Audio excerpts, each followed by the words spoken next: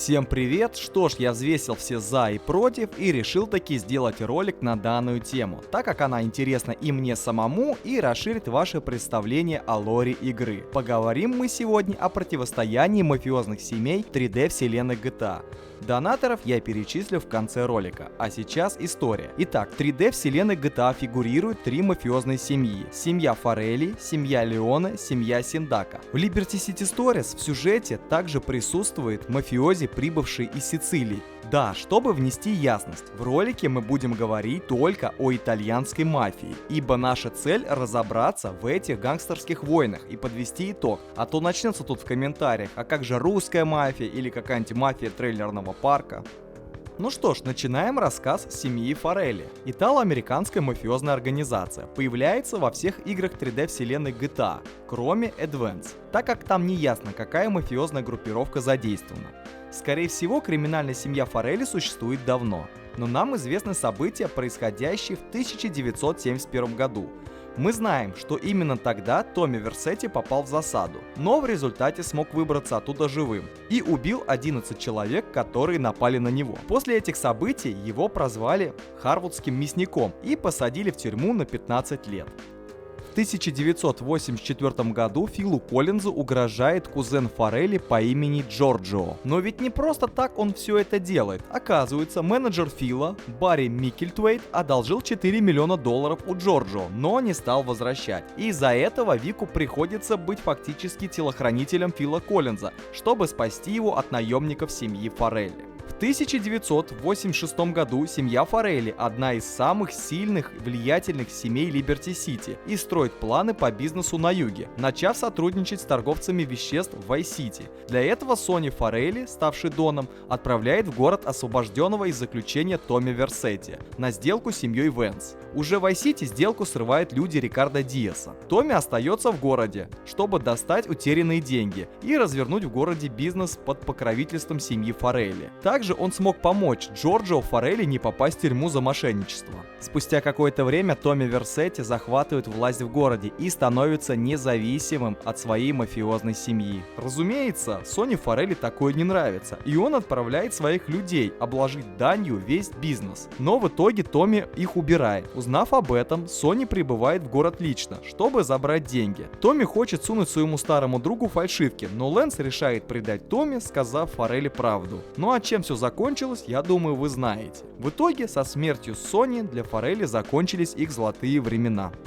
1992 год. Семья Форелли, как и все остальные семьи, пытается урвать свой кусок в Лас-Вентурасе. Узнав, что хватка семьи Синдака ослабла и казино захватывает Леона, Форелли включается в борьбу и отправляет людей в Лас-Вентурас. Однако их перехватывает Сиджи. Затем семья Леона отправляет Карла уже в Либерти-Сити, чтобы отомстить Форелли. В итоге в перестрелке погибает один из главарей семьи, Марко Форелли. Идут годы. Форелли продолжают бороться за влияние. Их новым доном становится Франко Форелли. Как известно, мэр Роджер Холл связан с семьей Форелли. И все бы ничего, да в 1998 году его убивает Тони Сиприани. Поэтому в городе начинается предвыборная кампания. Форелли делают ставку на Майлза О'Донована. Мафиозная семья включилась в эту гонку. Они начинают подделывать бюллетени и пытаются убить Дональда Лава. Также у них начинается война с семьями Синдака и Леона. А еще есть конфликт с Ярди. Все эти конфликты, разумеется, ослабевают банду. Мафиозные семьи заключают мир, но он тут же нарушен, как только кто-то заложил Леона Сальваторе, и его сажают в тюрьму. Поэтому Леоне в лице Тони Сиприани заключают союз с бандой Худс и вышвыривают Форелли с их территории. Остался один большой район, где еще влияние Форелли велико. Маленькая Италия.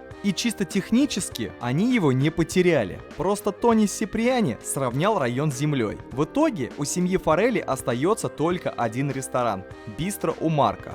Франко Форелли, скорее всего, погибает. В 2001 году семья Форелли находится в упадке. С 1998 года ее, вероятно, возглавил Майкл Форелли, известный как Губастый. За 3 года семья полностью утратила силы и стали должниками перед семьей Леоне. В 2001 году семья Форелли задолжала денег Джоуи Леоне. Тот очень устал от ожидания и хочет с помощью Клода научить их уважению. Джоуи просит его подложить бомбу в автомобиль Майка Форелли, что Клод и делает. Судя по всему, борьба между кланами продолжается. Джоуи просит Клода сделать еще одно одолжение. Нужно избавиться от трупа одного из членов семьи Форели, спрятанного в багажнике автомобиля, который стоит у кафе Жирного Джо в Калахан-Пойнт. Судя по всему, Форели также имеют конфликт с Диаблос, и поэтому их лидер Эль Бура просит Клода взять чемоданчик с бомбой в Харварде, достать фургон с мороженым и взорвать бандитов в их убежище на пристани Атлантик. Какой напрашивается вывод? Семья Форели очень сильно ослабла за эти годы, что даже Диаблос о них вытирает ноги. Я думаю, что скорее всего данная группировка перестанет существовать в ближайшее время после событий GTA 3. Ну, от них и так фактически ничего не осталось.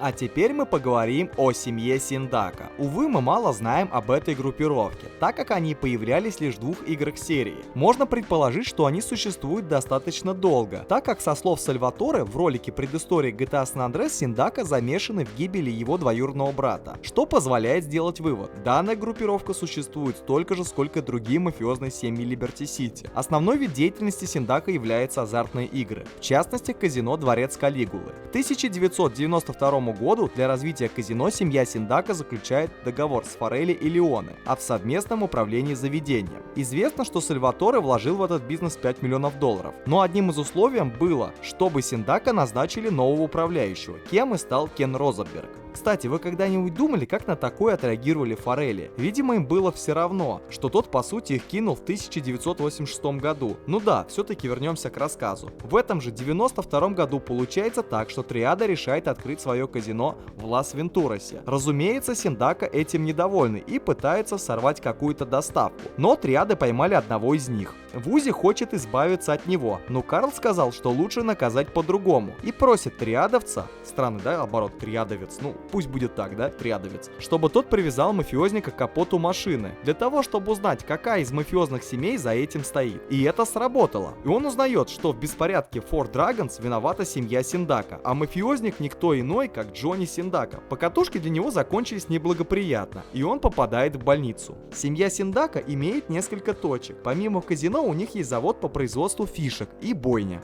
Спустя какое-то время семья Форели решает подсуетиться и выкрасть Джонни. Однако дальнейшим планам мешает Карл Джонсон. Он перехватывает людей Форели и доставляет Джоуи на мясокомбинат. Кен Розенберг хочет выйти из игры, так как понимает свое шаткое положение и просит Карла довести его до Джонни, чтобы поговорить. Однако тот узнает Си-Джей, и у него происходит сердечный приступ. Бандиты мафии пытаются отомстить Карлу и Кену, но Карл Джонсон убирает свидетелей, и они вместе с Кеном Розенбергом покидают бойню. Далее в Лас-Вентурасе идет противостояние между кланами Форели и Леоне. Ну, в принципе, вы уже знаете про это противостояние, так как я об этом уже говорил в рассказе о семье Форели. А повторять то же самое в одном и том же ролике нету смысла. Поэтому мы с вами переносимся в 1998 год.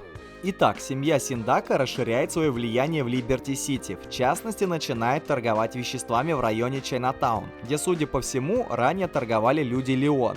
Также Синдака владеет клубом Поли Синдака Ревью. Управляющим клубом назначен Джей Ди О'Тул, который решает предать Синдака и всячески помогает семье Леоне. Джей Ди сливает информацию Тони о планах Синдака взорвать игорный дом, который принадлежит семье Леоне. Разумеется, Тони удачно обороняет предприятие своей группировки. За такую наглость Тони уничтожает бордель-казино The Doll's House. Далее Синдака пытается похитить Сальваторе, однако из этого ничего не выходит, и семья Леоне в отместку захватывает квартал Красных Фонарей и клуб Синдака Ревью. После поражения от семьи Леоне Синдака отправились на Стонтон-Айленд. Также начали воевать за территорию с семьей Форели, в надежде захватить ее. Это привело ко второй войне банд в 1998 году, на этот раз между Синдака и Форели. Кстати, на Стонтон-Айленде у Синдака есть казино, которое называется Big Shot. Франко Форели и Поли Синдака пытались заключить перемирие, но планам мешает семья Леоне, а именно устанавливает на машину Поли дистанционное управление и саботирует перемирие. Помимо войны с Форели, банда Ярди начинает забирать территории у Синдака.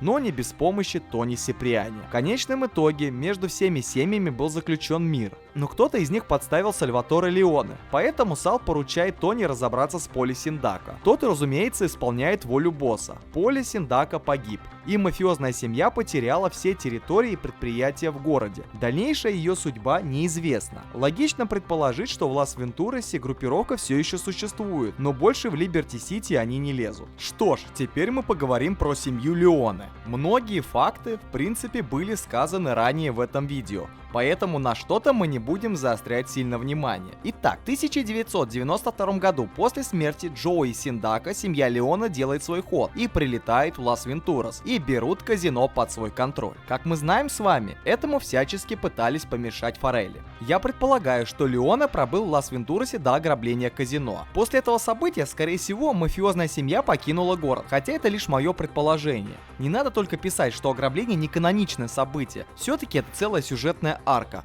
поэтому мы будем считать это каноном. В 1994 году по просьбе Леона Сальваторе Тони убирает влиятельного члена мафии и после этого пропадает из города на 4 года. В 1998 году семья Леона замешана в организации забастовки рабочих в порту Портленда. Однако потом у них возникает недопонимание с Джейн Хоппер, лидером профсоюза. Но эту проблему решает вернувшийся в город Тони Сиприани. После захвата территории Синдако семья Леоне начинает воевать с Диаблос и триадами. Причиной конфликта стал заговор банд и сицилийской мафии, о котором мы поговорим чуть-чуть позже. Также семья Леоне замешана в политической борьбе и делает ставку на кандидата по именем Дональд Лав. Однако прессе удается узнать об его связях с организованной преступностью, поэтому выборы он проигрывает. Между тем в городе идет война между кланами Синдако, Форелли и Леоне. В принципе, в этом ролике я уже указывал, к чему привел этот конфликт. Как мы знаем, Сальваторе был арестован, но из тюрьмы давал указания Тони. Семья Синдако теряет территории влияния. И как-то так получилось, что в городе начал набирать силу клан Якудза. Тони похищает у них танк. Так он чуть-чуть ослабил позиции японцев. Вскоре Сальваторе должны были доставить в суд, но сицилийская мафия пытается напасть на конвой. Разумеется, Тони спасает своего босса и здесь. Сальваторе освобождают. Так как Форелли и Синдако больше не могут мешать семье Леоне, настало время раз и навсегда разобраться с сицилийской мафией, которая, кстати, пытается похитить мэра, но Сальваторе и Тони убирают главу сицилийцев Массимо Торини, и новый мэр О'Донован теперь должен слушаться семью Леоне, а сицилийская мафия покидает Либерти-Сити. В 2000 году, а именно во время событий GTA Advance, партнер Майка, Винни, работает с мафией. Какой именно, в игре не раскрыто, но скорее всего с семьей Леоне, так как другие группировки к этому времени очень ослабели. Чуть позже в этом году Асука решает отомстить мафии, так как те мешают ее бизнесу по импорту-экспорту и просит Майка похитить не менее 15 мафиозников для того, чтобы продать их в рабство. Что Майк и делает. Переносимся в 2001 год. Семья Леоне продолжает вести свою деятельность, однако им мешают триады, конфликт с которыми был не разрешен с 1998 года. Также есть мелкие недопонимания с Диаблос. Ну и спокойно жить не дает картель, который обосновался в доках Портленда. Постепенно семья Леоне решает свои проблемы, но не без помощи Клода. Сначала они ставят на место сутенеров из банды Диаблос. Потом возникает война с триадами. Финальный удар по китайскому синдикату наносит Клод, уничтожая их фабрику. Вероятно, после этого триада ослабела и больше не пытается в открытую воевать с Леоне. Мафия ищет предателей, среди которых оказывается Кудрявый Боб, который сливал информацию колумбийскому картелю. Убрав его, Леоне хотят уничтожить корабль колумбийцев, на котором варят дурь под названием Спанк. Эйтбол и Клод делают это. Сальваторе мог бы жить спокойно, так как наконец-то все его проблемы решены, но его жена Мария решает наврать, что якобы у них с Клодом что-то было. Сальваторе решает предать Клода, отправив его к заминированной машине, но Мария предупреждает главного героя. В конечном итоге тот попадает под покровительство Якудзы. Ну а Якудза предлагает Клоду уничтожить Сальваторе, что тот и делает. Однако мафиозная семья не распалась. Кто стал новым главарем, неизвестно. Возможно, Джоуи. Возможно, Тони. Это уже решайте сами, кому как удобно. Ну что ж, бизнесы семьи Леоне остались нетронуты. Они также владеют Seven Sex Club, и думаю, остальные предприятия остались под их влиянием. Значит, преступная семья будет существовать еще очень долго. Осталось рассказать о сицилийской мафии для полноты картины.